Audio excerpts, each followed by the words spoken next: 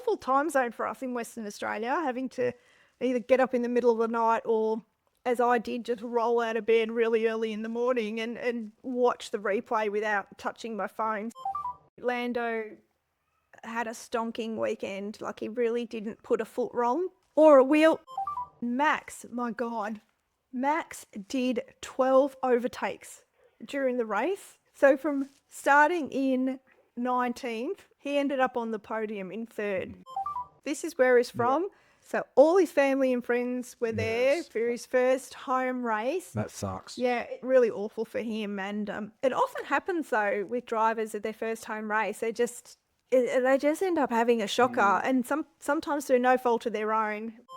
Apparently there's like loads of different helicopters in the sky because getting anywhere in the city, the population of Sao Paulo is 22.99 million.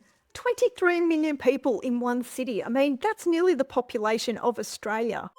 I listened back to an old podcast during the week, one from a few years ago. I think it was called the High Performance Podcast, an interview with Mark Webber, where Mark was talking about his time in Red Bull and how Red Bull were favouring Sebastian Vettel to win the 2010 championship, to the point where the engineers were turning down Webber's car, the top speed, that he could only reach a certain speed, because the engineers would be turning down the car on the computers.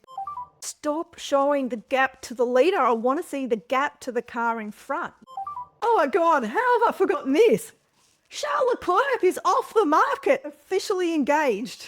All right. That is big news, I guess. Massive news. Yes, that's huge news in Formula One.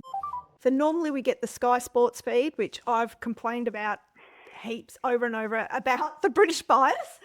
But this time we were able to get the F1 TV feed as well.